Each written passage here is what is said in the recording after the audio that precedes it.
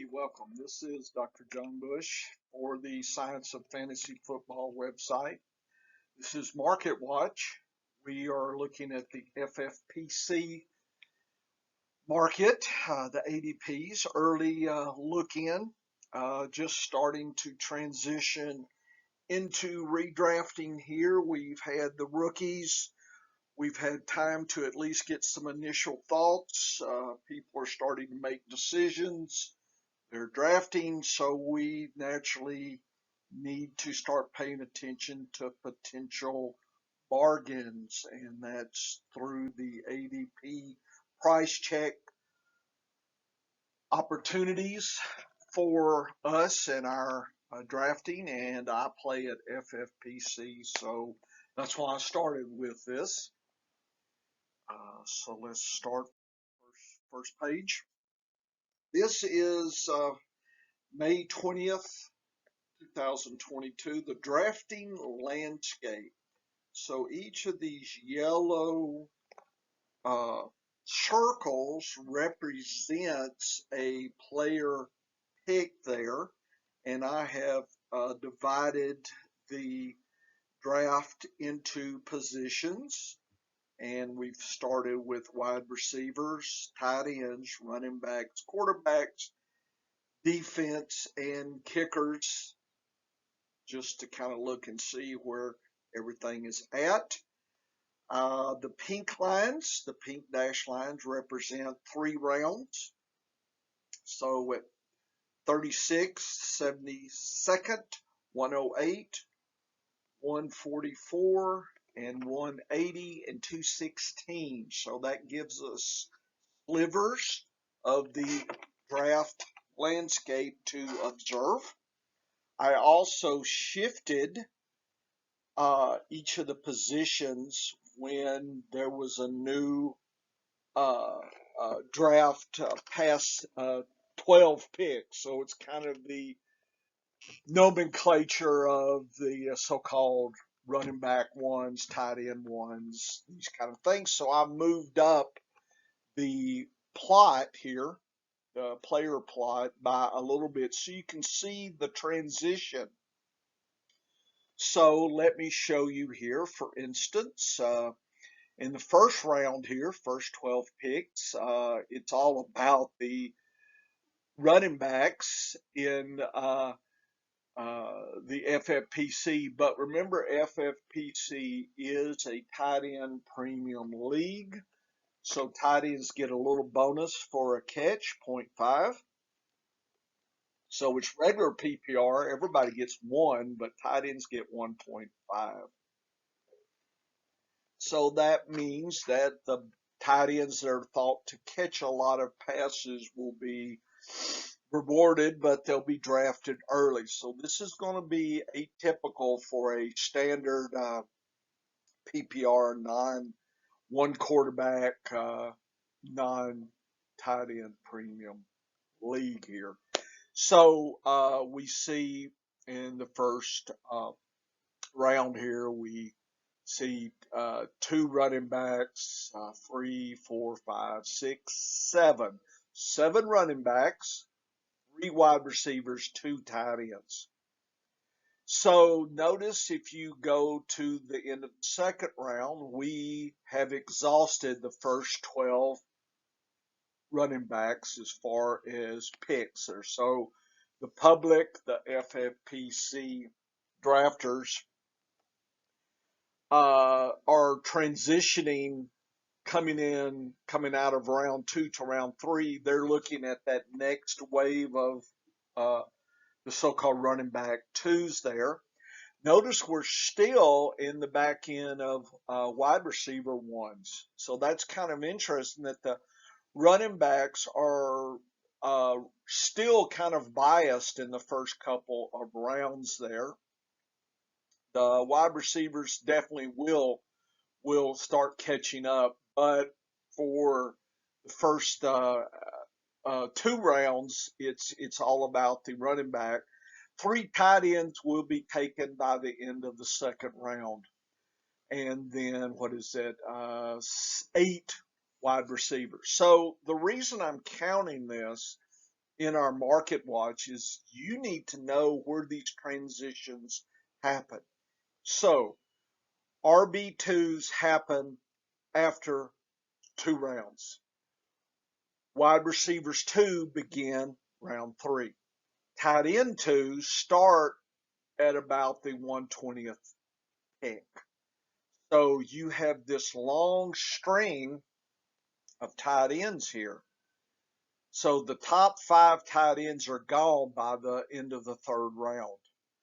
So if you're not sold on any of these, or you miss on the top 2, is Kelsey and Andrews, then that's Pitts, and these 2 are Kittle and Waller, which some people may say, hey, that the uncertainty there is a little tighter here. So you need to decide how you're going to play tight ends. To me, that's one of the strategies here. You're going to have to decide that. And you need to see where runs are. For instance, the 48th to the 60th pick, it's all about the wide receivers. Only got 2 tight ends and 2 running backs. So 8 wide receivers go here.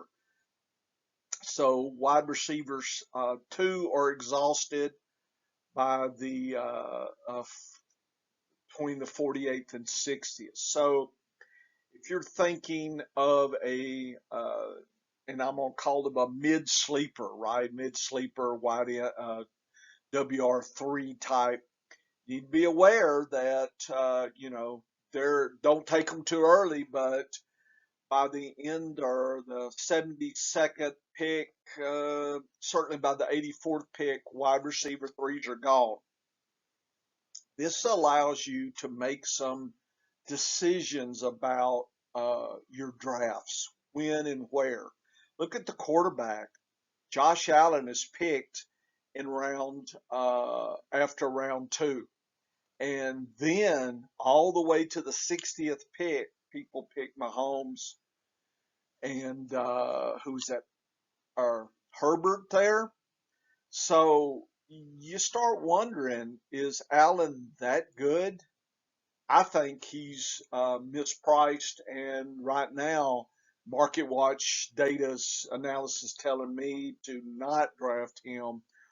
Uh, but if you like an early quarterback drafting, then you do have some time to forage and hoard for running backs and wide receivers. You're going to have, was it 1, 2, 3, 4, 5? So you can have 3, you can have 2, 2, and 1 tight end before you could worry about picking up a quarterback. So uh, I think in last year, that second, third quarterback were going sooner. So we're having a little bit of a kind of a Kmart special here almost, but Allen is he's sitting right there, way overvalued in my opinion. So think about, just this whole landscape. You should look at this for a while and put it down and come back and think about it. So I would put together some big landscape level draft notes, certainly where there's transition points that I've marked for you, and you need to kind of put that in place during your draft. I do slow drafts, so I usually don't have to worry about time because for how I think, which is probably too long, too much, I like 6 or 8 hours to make a decision. Doesn't take me that long sometimes, but sometimes it does. So I play this time of year pretty much slow drafts. Okay, so this is the FFPC. This is what the landscape is telling us. And I think this is going to give you some really interesting foothold on some data and looking for runs and if, for instance, when I see lots of wide receivers going right here, look at this. That is a big run, 48 to the 72nd. You don't want to be on the end of this in a panic mode. You should assume that this is going to start and going to go. So there's going to be people going left and right. So you need to make some plans about these runs. So for instance, running backs get really lean and you don't have to worry a lot. There's a big transition, ones, twos, and then look how long threes last. Threes last from about the, let's say, 60th to the 96th. Okay. That is 3 rounds.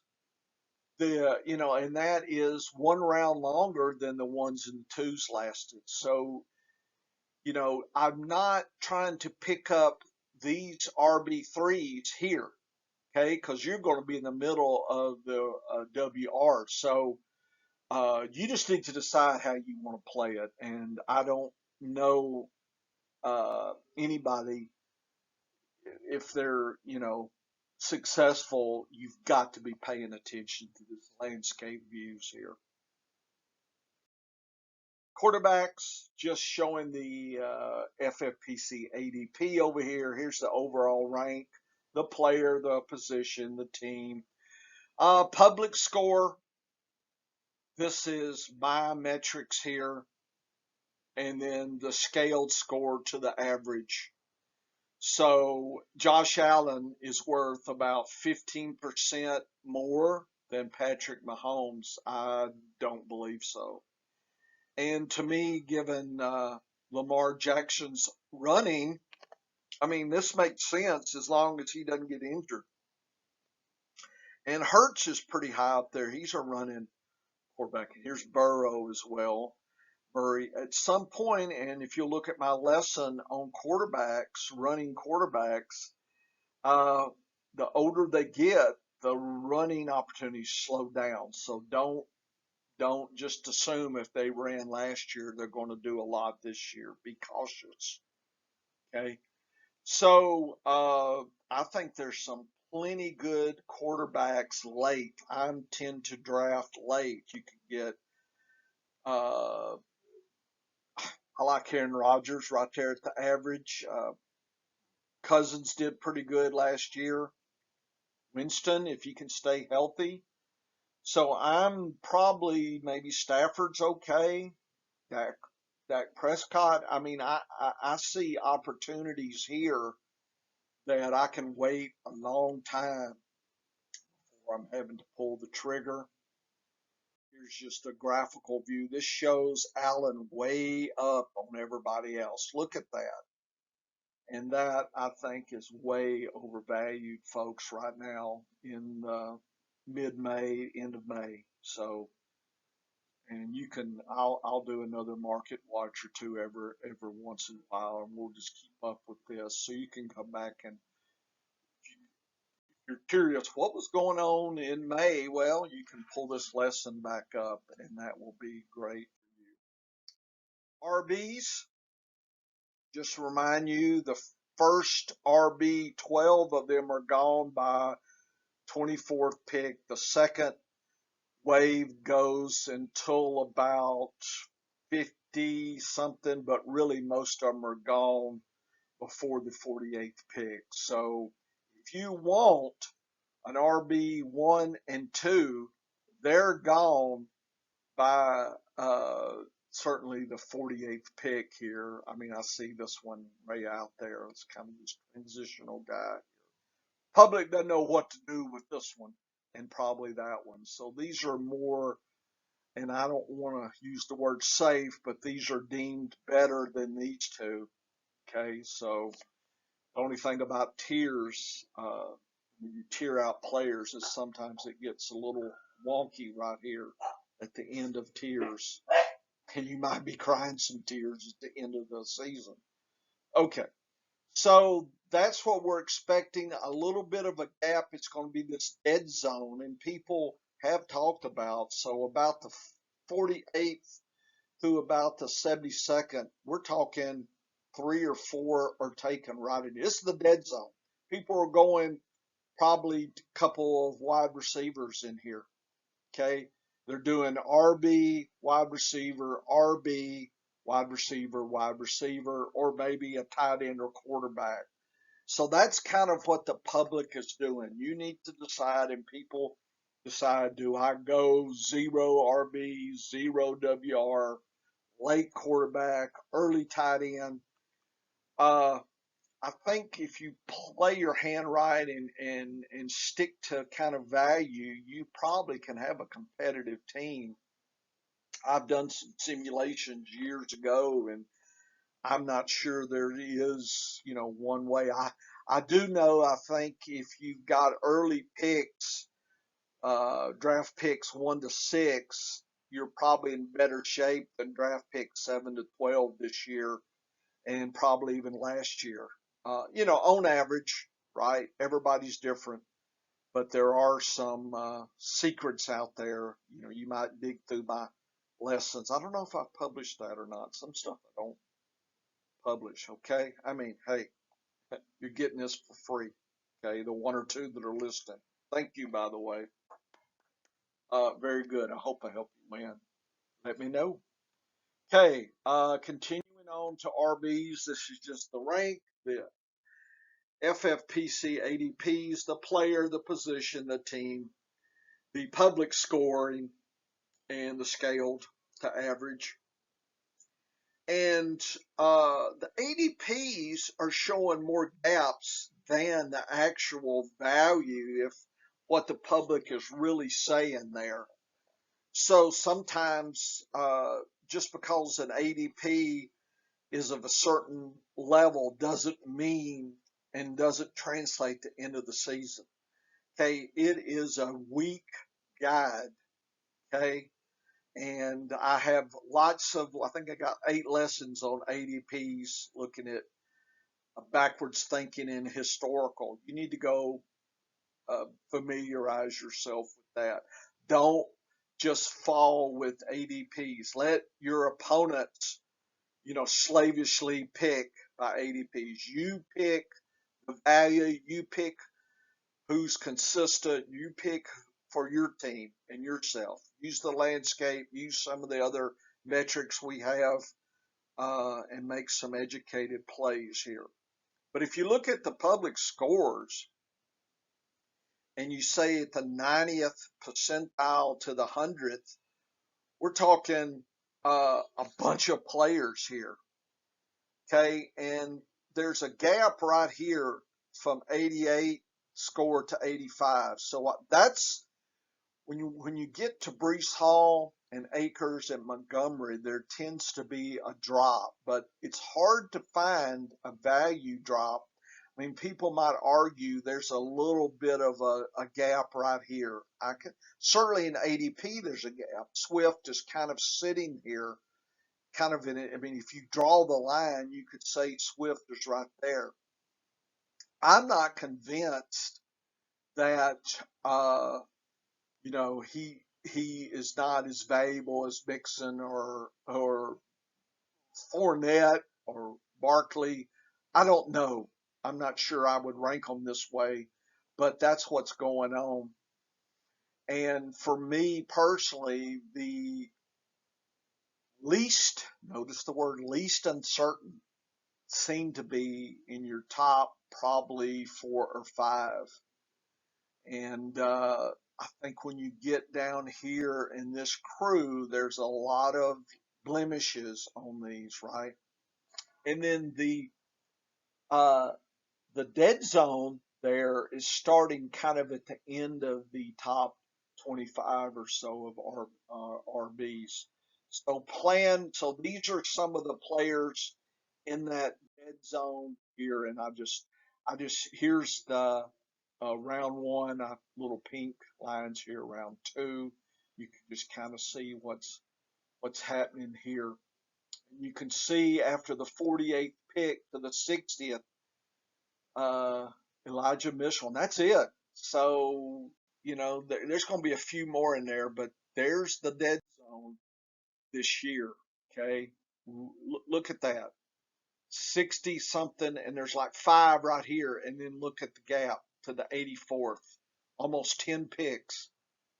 Okay. So, and this is the quality. So if I'm you, I would take these blocks and kind of do research on these and figure out their consistency, figure out how they may stand in their team this year. Okay, because some have moved.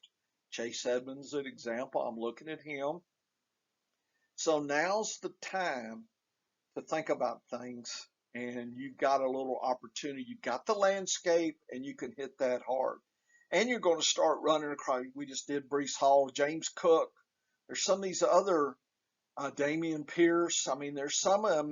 It's like you telling me he's worth more than this guy. Yeah, there's some a little surprising to me on some of these. Some of these rookies, I'm not convinced yet, right? I understand there was draft capital spent by these teams, but they have they don't have a got to play on first game starting in 2022, right? So you need to think about who's ahead of some of these people and don't jump the gun. In Dynasty, it's different. Okay, this is redraft that I'm pretty much talking about. Here's some more. We're starting to get deep, deep now, and you're really starting to grab. So any kind of consistency, any kind of positive that stands out is probably worthy of serious consideration. To me, J.D. McKissick is one of those. Uh, Deontay Foreman with uh, CMC kind of having injury issues, he could be worthy. I mean, so you need, I don't know if Hunt stays with Cleveland. I guess if he does, but last year, this guy had a flash in it run, so he's kind of the backup to Hunt and Chubb. That's always valuable.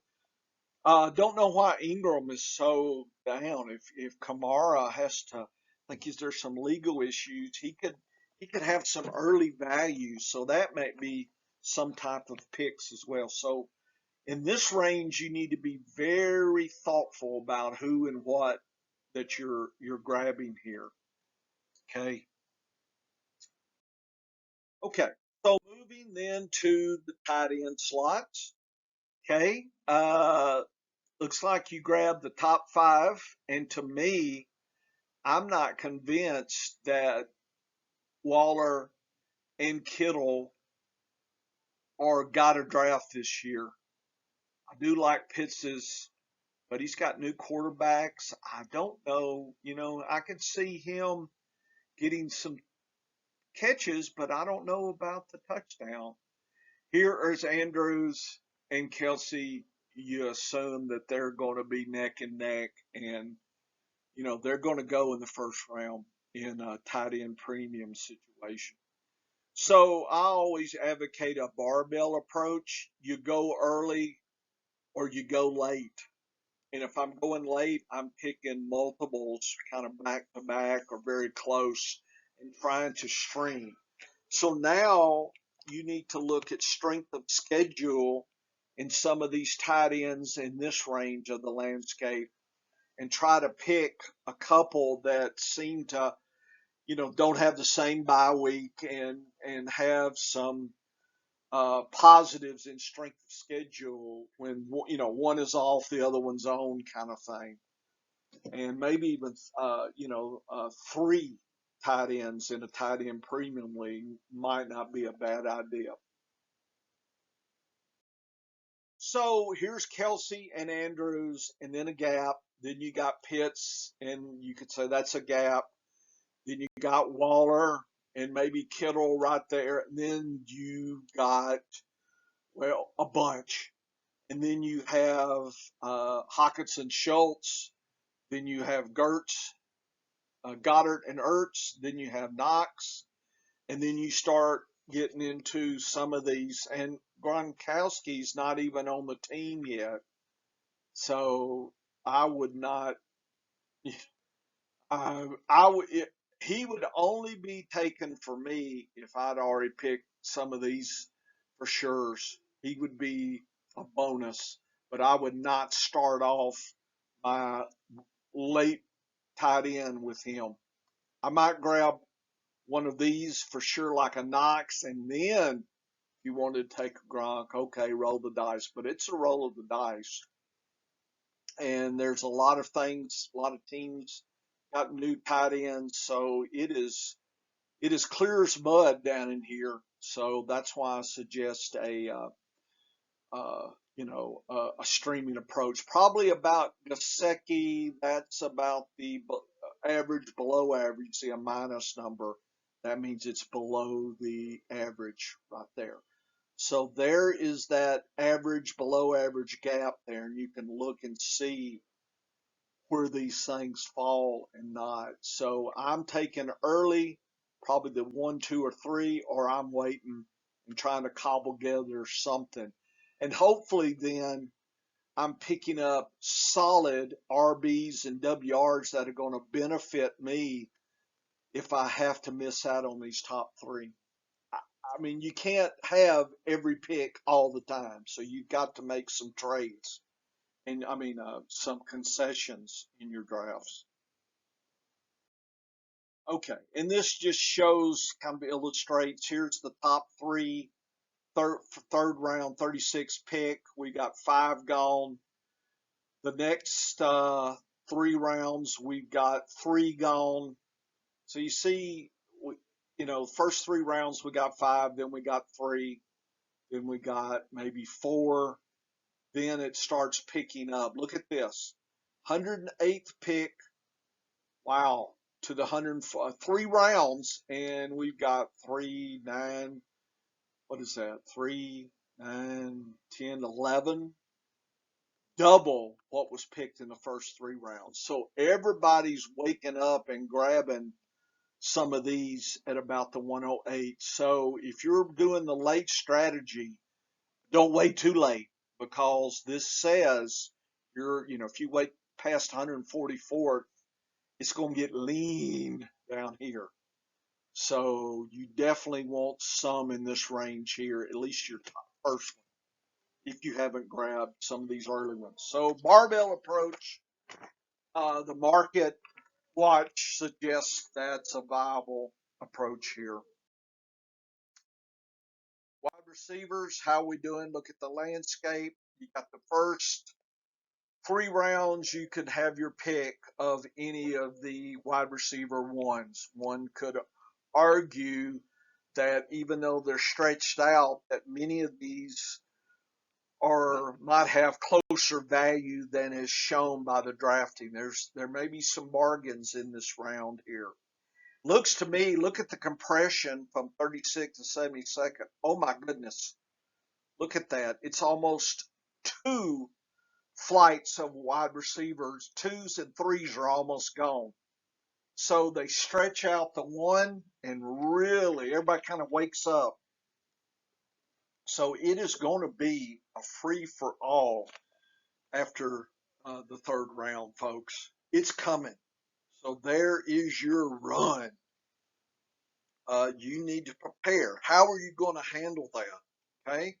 How are you going to do it? I would know every one of those wide receivers and all the pros and cons and consistency, what they did last year, changing everything, all the metrics you can throw need to be applied in here, because that could win or lose your league right there.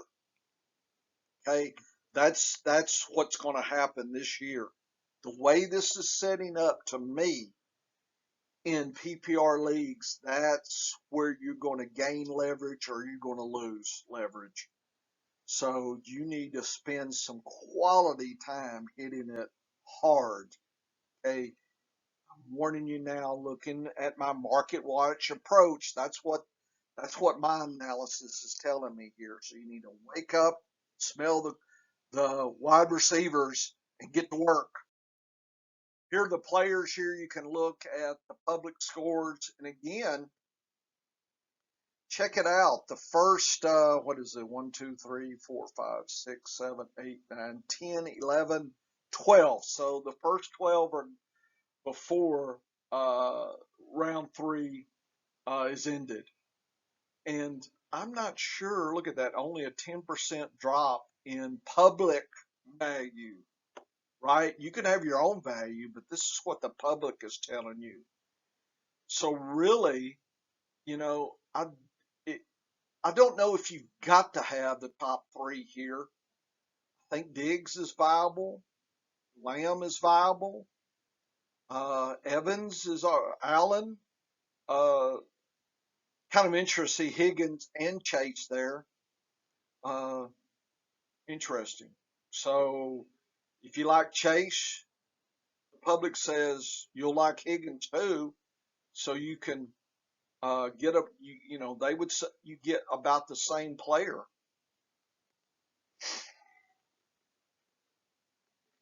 So think about that.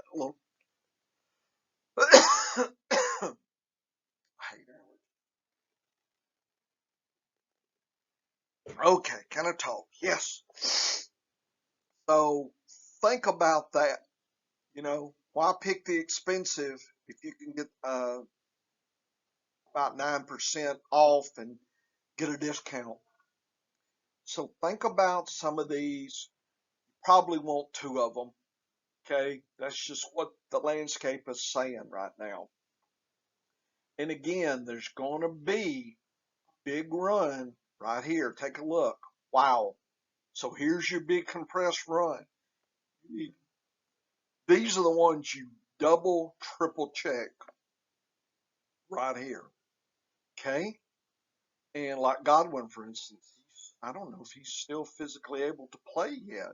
So you need to look. Judy had a little brush with the law. So Allen Robinson's in a new venue. Is that going to help him this year?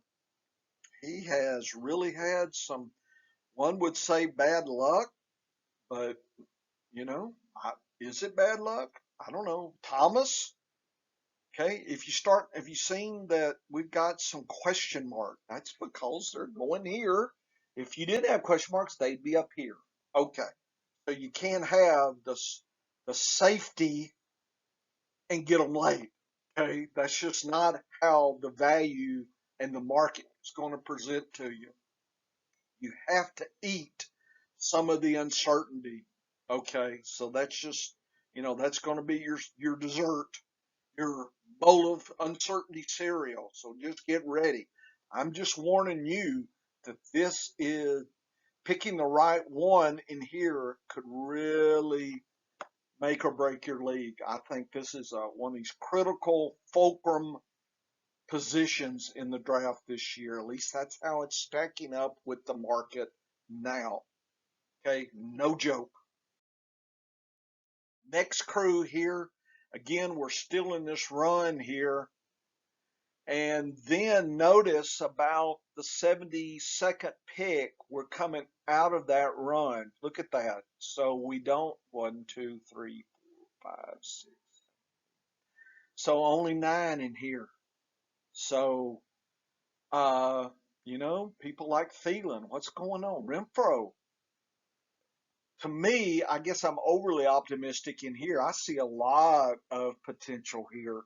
Relative now, see, you're saying, I mean, like as good as no, not as good as a wide receiver one, but for what you're paying, uh, you know, sometimes you need to look at upside if it's cheap, okay, instead of the downside, because everybody's got a downside. If they didn't, they wouldn't be this cheap, right? So if you're thinking, oh wow, Devonta Smith, man, this is a bargain. Everybody else is asleep. Look, over the years, everybody else is not asleep. You're missing something. That's how I would approach some of these players in here. What am I missing? Doesn't mean there's still not a value, but if you're just, thinking, oh yeah, let me just knee jerk and grab, then you're probably missing something. So wake up out there, folks. And these are your deep plays. This is handcuffed to the wide receiver handcuff territory, right? If the top wide receiver on the team gets hurt, who's, going to move up? For instance, Chase or Higgins, Boyd becomes a wide receiver too. Bam. Just like that. So he is intriguing to me. Okay. New England. Who knows what's going on there? But Parker could be something. Landry in New Orleans. If Thomas doesn't come, he's going to come up to maybe be a number two. So there are some that have a range of outcome that stretches pretty much above here.